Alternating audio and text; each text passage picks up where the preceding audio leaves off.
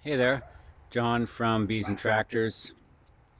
In this video, I'm going to pour a slab. We have a Quonset and workshop slash barn, and in front of it, I want to pour a fairly large concrete slab to work on some of my farm equipment.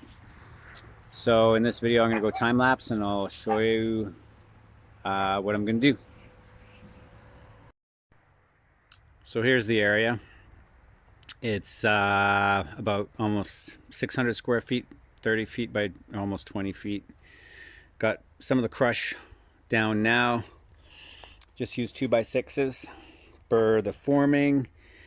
And the goal is to pour a concrete slab 4 inches thick. So the 2x6s are 5.5 inches. So I got to put down about 1.5 inches of crushed rock, and it's sloping away from the Quonset. I'm also going to be using some of these, which are rebar chairs, and yeah, they're really handy.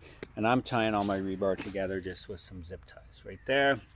And I have rebar and some 4x7 mesh. I know there's been other videos where people have been doing this without reinforcement, but I'm putting some heavy stuff on here. Like I got a big tractor right there, and I'm gonna probably do the clutch on that one right there this year in the winter. So it needs to be pretty sturdy. All right, let's get started.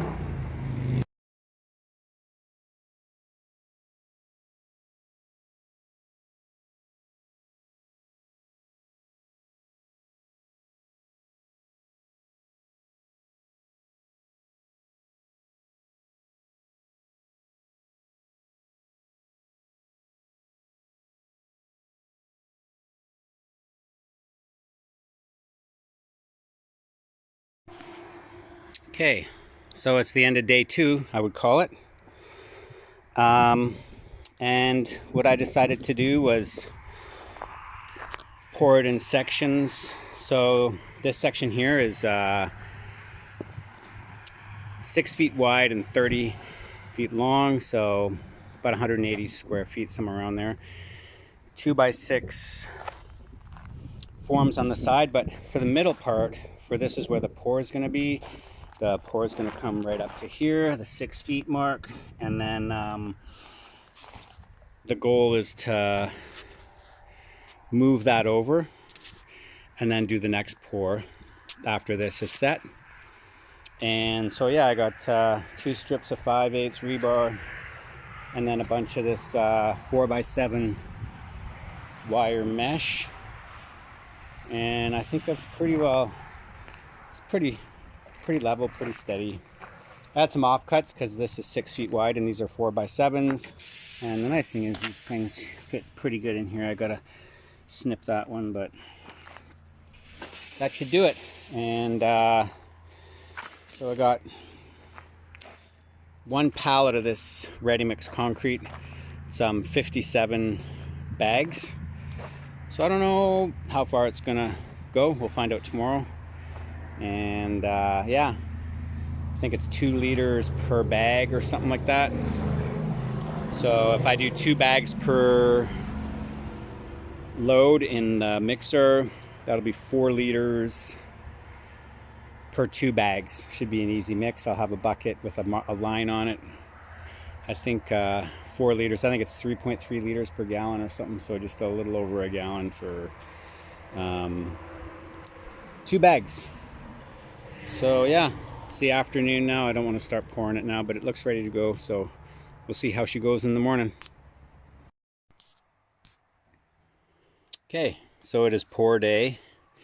I got a pair of gloves here, sunglasses, and knife to cut the bags.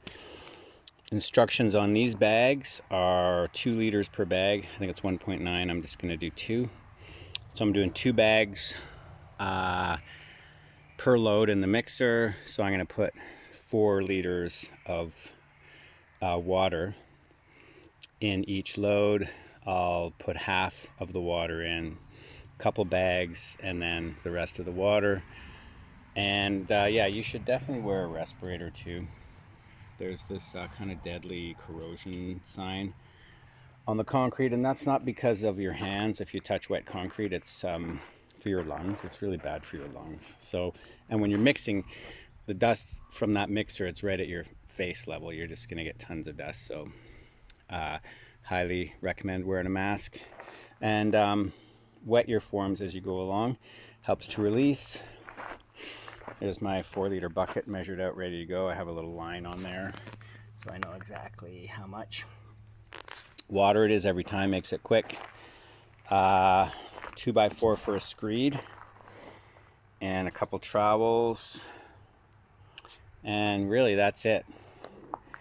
So I'm going to see how much I can do in, I don't know, 2 or 3 hours. That's probably my limit. So it's hard work, so let's see what happens.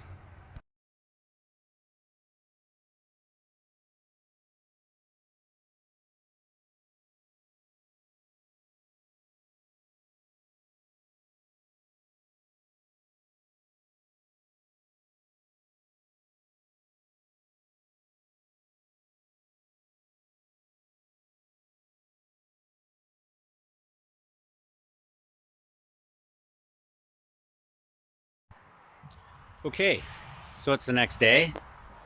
And what have we learned? I was really surprised. So there's the pallet. There is 55 bags of concrete. I have one little bag left. And what did I get? Well, this is how far I got. It's 12 feet long, 6 feet wide, and about 4.5 inches deep.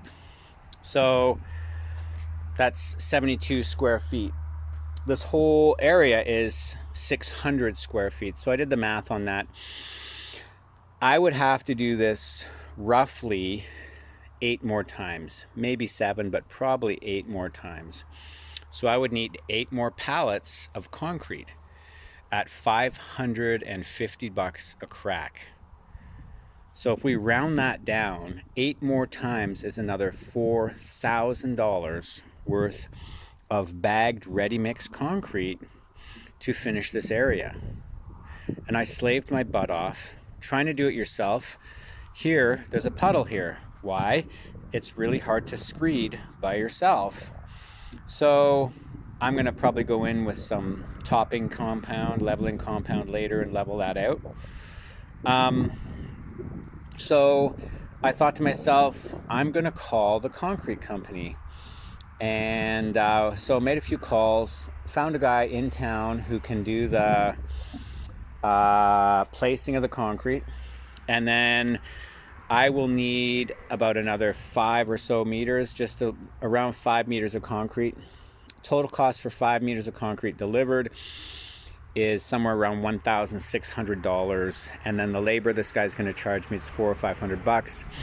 So I'm in total cost with this getting placed by a pro for probably around $2,000, $2,100.